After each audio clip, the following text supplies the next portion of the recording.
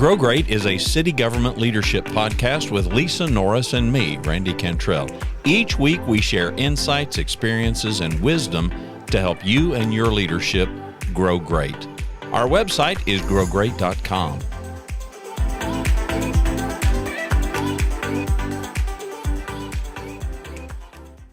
We are in part 6 of our 7-part mini-series on the 7 dangerous enemies of great leadership. And today's topic is lack of self-development. I've had a lot of years in city government with both Carrollton and now Grand Prairie. And one thing I've definitely learned is you've got to adapt. Things change, businesses change, cultures change, and a constant look at yourself first. You know, it's so easy to look at everybody else and say, boy, that person needs to blah, blah, blah. Well, I've learned over time, I need to adapt and change. You don't change your core. I don't believe in changing who I am or how I am, but definitely trying to improve and develop myself to become stronger, be aware of my weaknesses, my gaps, and those change over time. I have found there's different things that you do well, and there's things that you don't do well, and I try to surround myself with people who fill my gaps, who have strengths in those areas to make our team stronger. But development is key, and especially I found that the hardest change sometimes is when there's been a change in leadership, because the direction changes. Maybe it's different styles that you have to learn to work with. And of course, we've told the story here that has happened to us over time. Change doesn't have to be bad. It's just different, and change can be hard. We went through that when Tom came on board. Tom Hart, our former city manager, we had a prior city manager just at the very beginning of my career here in Grand Prairie. And he was a strong hand. He had a root director group that he met with only. He didn't include all the directors. And that was just his style. It was a no-nonsense style. Then Tom comes on board. And for those of you that don't know Tom Hart, very gregarious, outgoing, friendly. You're always welcome in his office, tells the stories, values relationships. So we all had to adapt to that. And he was with us a long time. And he actually changed our culture, which is now, we still follow it today, which is Raving Fans service philosophy. And our manager, Bill Hills, that's been here longer than I have, who has come up from housing and now in city manager's office, and now our city manager, he's going back to those roots. You know, we had a different city manager in between for a couple of years. But Bill is really focused on those roots of Raving Fan service. And through those shifts, not only with my team as an HR manager and then director, but with leadership changes, with director changes, and style changes. Everything, the simplest things from how we do discipline, how we do corrective actions, how we do training, all that continues to evolve, and you must adapt, or you're gonna become obsolete and no longer as valuable as you could be if you keep trying to understand not only yourself and where you need to improve, but those around you, and making sure you're focused on their success. Yeah, when I read this and saw this chart, and we noodled for a little bit about doing this series, you know, one of the first things that came to my mind was a phrase that, and I'm a simpleton, so I would be asked all the time about coaching, you know, and executive and leadership coaching. So what exactly do you do? And a lot of people think that it's a lot of shoulding people, you know, telling people, well, here's what you should do. You know, it's that kind of coaching, and it's not. And the best way that I could try to help people understand it was to say, listen, we're just working to try to figure this out. And so when I see lack of self-development, my knee-jerk reaction is, you know, some of us we're constantly on the quest to just figure this out. But it really, I think it stems from a root of looking at the world and looking at our situation and thinking, I may not have this figured out, or being confident that I don't have it figured out. I ran into a retired multi-star Air Force general just yesterday, and we plan to have him on the show, by the way. I'd never met this man before, and he's been retired for a few years, and the Air Force commissioned him to basically go around the globe and mentor other generals and senior officers. And they're trying to push that down further. And one of the first comments he made that speaks to this topic, lack of self-development, was his ability to kind of go and mirror and watch these people, which is a big thing that I do in one-on-one coaching, trying to see people in their natural habitat and help people realize, okay, you were in that meeting, but you weren't listening. You weren't listening to your junior officers. And they have no awareness of it. And so part of his effort is to try to get them to recognize some things that they could work on, that they could improve. And so I think about all of that stuff, and I guess the big word for me is accountability, and it's self-accountability. How accountable are we? I think it's easy for us if we get promoted to some position of authority, then, hey, I've arrived. So if I'm a director, I'm in charge. I'm in charge of this department. True enough, but it doesn't mean that, okay, everything stops. All the learning stops, all the adaptability that stops, and now you're just a tyrant imposing your will. Mm-hmm. You could do that, but not advisable. The subtext of the chart that we're using from this Victoria Repa, leaders who neglect personal growth struggle to evolve their businesses effectively. And I would agree with that. Yeah, it goes back to our foundation, right? We talk about our leadership recipe, and humility is the foundation, and it goes back to that. And ego, they cannot coexist. That high ego destroys any willingness to adapt because you feel like you're the smartest person in the room. And we've talked a lot over the last several years on that, and throughout our different shows, that that ego can kill any creativity. Ego can kill your ability to recognize where you have gaps because you think you're the smartest, you think you're the best, and you don't listen often. Do you think there's a temptation? Do you think once a person gets to some particular level of leadership and now they're kind of the boss, do you think that there's pressure that sometimes people just buy into the psychology that they may not have thought they were the smartest person in the room, but now because they're the boss, they think they need to be the smartest person in the room? I suspect it can happen, but at least what I've experienced is it's in your core. The people that I see that have high ego had high ego as a professional, as a manager. It almost worsens, excuse me, it worsens over time as they escalate because they consider it power and not authority. And I think there's a big difference between the two. Yeah, the power, they're using their power to make decisions and create results that they want versus enabling and empowering their team members to come up with the ideas, to shore them up, and to figure out if we don't take a look at ourselves and understand where we need to improve. And it can vary with each team. That's what I learned in my career as my leadership style generally has remained constant because it's how I lead. But I learned to explore with my team where as a team do we need to improve?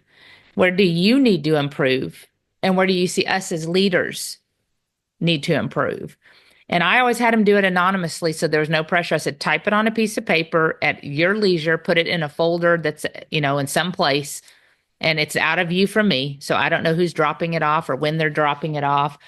And I would just say, what do we do well and where do we need to improve? And I said, be kind, because you're going to get the same feedback. So you don't have to be harsh and cut people down. But you know what I learned? It was a valuable lesson in doing that. And that was in my recent years. It wasn't anything really negative towards me. What surprisingly came from my feedback, and it was consistent, was the camaraderie on the team has improved drastically and is where we need it to be. We feel like we are a team now. What we need is to understand the strategy and the thinking. How do we need to think more strategically? And we need you to help us get there. So sharing wisdom would be helpful. And I heard that from probably half the team. And so I really did a focus on um, not trying to make those high level decisions with just my leadership team, which is what I was doing, but involve on certain, not all, because it takes a lot of time, but on many decisions, I would say, okay, how did you get there? Like I'd bring the team members in. How did you get there? How do we need to get there? What have we not thought about? What's your perspective? What's your perspective? And then I would talk about those are things that are important for us to move forward as a unit, as a high performing team. We have to understand and gain knowledge and understanding on those things that impact the team because we're not always going to agree with where we go. But we have to understand the why and that is purposeful and intent for our team.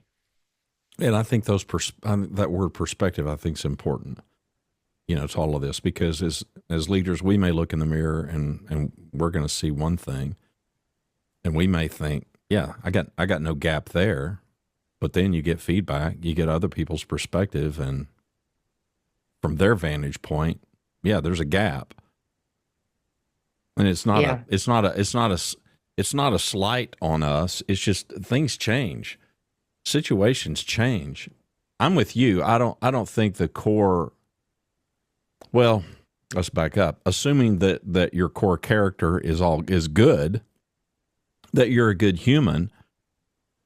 Yeah, I don't think there's any deviation from that. But you and I both in our careers have been in certain situations that kind of pressure test that core. And you and I happen to be two humans who really we've just got our mind made up. Right. And I understand that compromising some things can be really difficult for some people. I'm empathetic to that, but there are just some things that I think if you're going to be a strong, great leader, I do think that you have to have some core convictions that are just non-negotiable, no matter what. Right. I did a mentorship group there in Grand Prairie a couple of days ago. We finished up a class, and that was one of our discussions. One of our room discussions was kind of what's been the trajectory of your career and what now are the core things. What are the things that you really deeply, truly believe in? And I just used mine as an illustration just to give the group an example so that they could recite their own. And I said, I came up decades ago with, always be honest, always be competent, always give more, always make it right. Mm-hmm. And for me, those are just kind of the core things. Does that mean I can't improve on any of that? No, it doesn't mean that. So lack of self-development for me would be, I've arrived. I mean, I'm there, but I've encountered so many situations that have pressure tested all of that. And I've been able to stay true to that, but without the ongoing development, which I guess another phrase for that would be just the ongoing challenges and the ongoing tests that you have to endure as a leader. You don't know. You just don't know until you know. Everything's hard until it's easy. Until you see it and until you experience it, you just don't know. I mean, it's like a batter facing a pitch that they haven't seen much before. Hard to hit. But after you see it, after you keep seeing it, and if you'll make the adjustments. So I just can't imagine a leader. I can't imagine a leader with a lack of self-development. And I agree with you. I mean, ego and pride are the barriers to that. It just gets in their way because now it's everybody else's problem. It's not my problem. It's their problem. They need to fix it. I don't need to do anything. Yeah. One of the barriers, as we've talked about this, obviously having awareness around and a willingness to know that you have things that you need to work on. But the key to understanding that is listening. And that's where I have found I've had leaders before come to me in my own organization, like within my department, and say, I need to talk to you for a minute. Here's what I want to achieve. And where do you see my gaps? And depending on the person, I know exactly how that conversation is going to go. Sure. If they are somebody truly humble and do they really seeking, want to know? yeah, and so with a particular person, so I will, I'm kind, but if you're going to ask me a question, I'm gonna tell you, and it's because I have your best interest at heart, not because I'm trying to be hurtful. And I try to frame it in a way where I ask questions of them to try to get them to see it for themselves first. I'll say, well, what do you feel like you need to improve? And where did you learn that from? And how did you gain? And have you validated that? Does your team agree? Does your leadership agree? Kind of like a 360 evaluation. But I had a particular person come to me and sit down and ask that. And I looked at him and I said, do you really want to hear the thoughts on that? And that individual said, well, I do. And I said, what are you going to do with it when you get it? And she said, it depends on what you say. So I said, well, I'm willing to tell you, but a huge part of this is listening, and then you're going to have to choose to whether you believe it or not. And so I went on and kind of shared my thoughts. And immediately as I started sharing, I said, these are things that I would think about. You may want to talk to your team. She didn't want to go to her team. She said, I don't need the team's input. And as we continued talking, she's like, no, I don't agree with that. I said, okay, why don't you agree with it?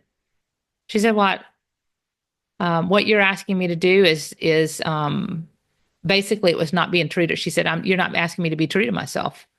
And it was about, there was challenges because I had heard from the team, and there was challenges around, when something wasn't going her way, she was taking it out on the team, and they knew she was having a bad day. And she would tell them, you don't come in my office today. I mean, it was that kind, there was just things like that going on. Sure. And, I said, you have to be really careful because your team, they need a general that's leading them through the storm or helping them navigate the storm. And you may have a million things going on in your head, but you can't let it show. They need strength. They need to be able to know somebody can weather this storm and get them through it. And as we talked and talked and talked, the more we talked, the more the result was, well, no, I'm not going to lie to my team. I'm going to be honest with my team of how I feel. And if I don't want them in there, I don't want them in there that day. And I said, okay, how's that going for you? It's fine. Okay. I mean, yeah, then why did you even ask me the question? That's right. That's right. Because I wanted to help her see that. Sure. But at the same time, if you're not willing to understand and listen, you came to us for a reason. You came to somebody for a reason. Now, it could have been the approach. Maybe, maybe there's a different way I could have shared it. I thought about that after the fact. But at the same time, willingness and being able to listen. And then secondly, adapting when somebody shared that. My boss and I, Cheryl, we've talked a lot about things. I asked Tom when I wanted to be an assistant city manager before he ever left. I said, can we have lunch? I'm really trying to develop. You've worked with me for many years, over 20 years. Where do you see my gaps are? And interestingly enough, he said, you're going to be fantastic as an ACM, but you need to see the gray. I completely thought I saw the gray. Mm-hmm. I thought I lived in the gray. Right. And I said, well, Tom, explain that to me. Can you explain more so I understand? And it was much more on, he didn't talk about it from a project standpoint. He talked about it from a rule standpoint. Mm-hmm. He said, when I have an issue to solve, you bring up, this was years ago, you bring up policy, you bring up why we can't. Instead, start with what we can't, why we can. So I was like, that is great feedback, because I didn't recognize that I was doing that. Sure. I thought I was very much gray. And so then I learned to transition that, much like Randy, you and I worked together on just different things that you saw that I didn't recognize. And I changed my philosophy and with my team. Find a yes before you ever say no. Yeah, because you very much find some kind of yes for the solution for the departments, because I don't want them feeling like HR is a place that says no. Right. And Tom said, he said generally you always find the solution, but just don't start out with the policy and why we can't. And he said, he always laughed. He said, keep me out of jail, please. Yeah, right. He goes, but if I can dip my toe on that line, get me to the line. And then tell me where I can't cross. You're very much a start with a yes now. Yeah. I mean, really, you have been. Well, it really changed. It just changed my approach because I felt like I lived in the gray, but it did. Talk about adapting. I trusted him. I valued his opinions. He was exceptional. He was known around the nation as one of the top. Right. I think he probably still is recognized as one of the top city managers. And I trusted that, and I adapted and grew from it. Much like I remember when you and I talked, and you asked me how I define myself. I think second session. And what was my response? Taskmaster. Yeah. Remember that? Yep. And you said, "Okay, tell me more." I remember specifically you saying, "Tell me more." And when I said it, you said, "Stop using that. What you define and what everybody else defines are not the same thing." Yeah, well, I had first heard the word because, your boss who commissioned me for you, she used the same word. So when I heard you say it, I thought, oh, okay. I know where she got that. She got that from Lisa. And it wasn't at all what I meant by it. It does bring up, I think, a real valuable point as we kind of put a bow on this thing. Lack of self-development. It's not just this is not a solo project. Right. This is not self-development, may not even be the right phraseology, because we're talking about development that really relies on the input from other people, the perspective of other people, and to your point, our willingness to listen to that and actually do something with it. Right. Because one of the first things the general said after I was introduced to him yesterday was a big part of what he does is trying to he sees these guys in their meetings, and after the fact, he kind of debriefs, and he's like, you didn't ask any questions, you didn't listen to any, and it's just not their perspective. Mm-hmm. They don't catch that unless he's in the room, a guy with many skins on the wall and decades of experience and a high trust factor, because he did reiterate, I've known all these people. Many of these people served under me when he was enlisted, and so there's a trust factor, and I think that's huge. I think our humility is huge, but we're not going to be the right person for everybody. I really get vexed at people who they see something and they think, well, they're the one to fix it.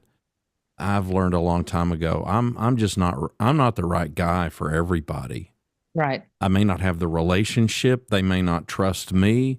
I just may be the wrong guy. That's no slam on me or them. We've all got people. Hopefully you've got people that I do think this. I do know that we can intentionally surround ourselves with people who will help us develop and who will challenge us, or we can do what I see so many people do.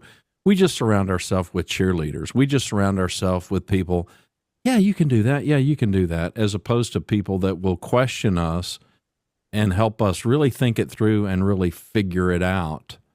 It goes into the best. They've got your best interest at heart. People who are genuinely invested in you is different than surface level cheerleading. Yeah. Surface level cheerleading does nothing for me. Now, an occasional thank you that's genuine, I appreciate that. I don't have to have a lot of stuff, right? Yeah. Well, we all need encouragement, but that. Come on, you got this. That's easy. Yeah. That's easy. The hard part is sitting toe to toe like you tried to do with one of your leaders and challenge them here's something that you may want to consider. Here's something you may want to think about. No, I don't. Right. I don't want to think about that. I would Yeah. say, well, don't ask Or the or question if you don't denying want it to hear the altogether. answer. Yeah, don't ask if you don't want to hear the answer. I'm the product of largely older people. I've said Right. it ad nauseum. I'm just the product of old heads who I asked for honest, and I come from an era where, I mean, sometimes it wasn't it wasn't delivered so kindly, but I still appreciated it, because Yeah. I was climbing. I'm still climbing. I feel like I've never been better, but I also feel like now I know better than ever how huge the gaps are, of Yeah. all the things that I really need to know and I need to learn and I need to figure out.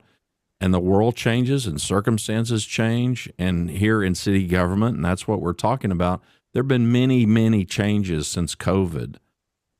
Right. City councils have changed, the national politics. We've seen that change, and that filters down to the local Local level. level. Mm-hmm. When I started out, the Tea Party, if you remember, the Tea Party was kind of a big deal. And some of the cities that I worked with, they might have one or two Tea Party folks on the council. Well, that dramatically changed the council. And we've seen a change in city manager.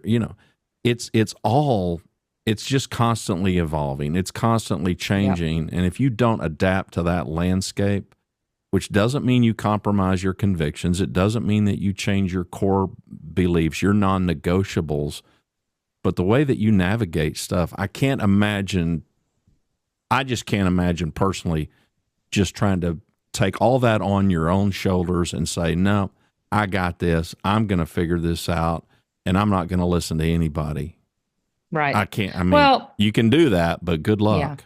Well, interestingly enough, and you look at one of the things you mentioned, we talked about willingness. We talked about just listening and the perspective of others. Those are things that are all important to this. But also, as you clarified, perspective is so important. So is the ability to, this isn't just book smart. When we're talking about self development, so many people on their, and I saw it for years in HR, they'll list 100 classes that they've taken. Right. On their resume, the whole second page is all the courses they've taken and the education they've received. And that can be great. But I've found the people that list all of that and want focus being on that, they try to be book smart, but they don't understand how to operate and how to actually demonstrate it. It's a very specific personality type that I've seen that does that over time. I don't know about you, but they Yep. want to list all the credentials, and it's not just listing the the acronyms next to your name. I'm not talking about that. I'm talking about the ones that list every Right. award they've received back to 1948 to current, all the classes, all the Yeah. It's just a cert. bragging montage. Oh my gosh, and you're just like, oh yeah, no, not that one. Yeah. We would go through, but it Well, is leadership is important. still about getting things done through others. Right. So, I mean, if you're going to be a leader, there's got to be somebody following you. And if they That's ain't right. following you, I don't care what your title is, then you're not a leader. That's right. So, I guess bottom line is we're navigating this. And you kind of had summed it up. It is critical. We have to adapt. The current environment, even at the federal level, we're seeing a lot of focus on the DEI, right? On the DEI, and they're stripping it. Now, for me personally, I think equity, inclusion, I think having diversity, not just in race, in many things, in your tenure, in your experience levels, in your, I think having a race and great people of all backgrounds, all socioeconomic, those are all perspectives that are valuable to me when we're making decisions. And we have a very rich heritage city and culturally diverse city in Grand Prairie. And so, I just recently somebody asked me, well, what are you going to do? Are you going to get rid of positions? Are you going to, and I was like, not even the top thought in my head, but we are going to navigate how to keep those positions valuable We may have to rework language and job descriptions, but it doesn't change how important it is to me. And I don't think it changes how important it is to the city. We just have to adapt and rework it to show value with different words, right? I mean, that was the big push for many years. So that is something we're all in local government's going to have to face, of how to adapt around that, because the nation is changing. And it doesn't mean it's any less important. And we can fight it and dig heels in, but that's not going to get us anywhere. So my vision and my purpose with anything, much like we're talking about today, is adapting. Is everything is figure outable. You mentioned that to start the conversation. Everything is figure outable. Just adapt and figure it out. It's that simple.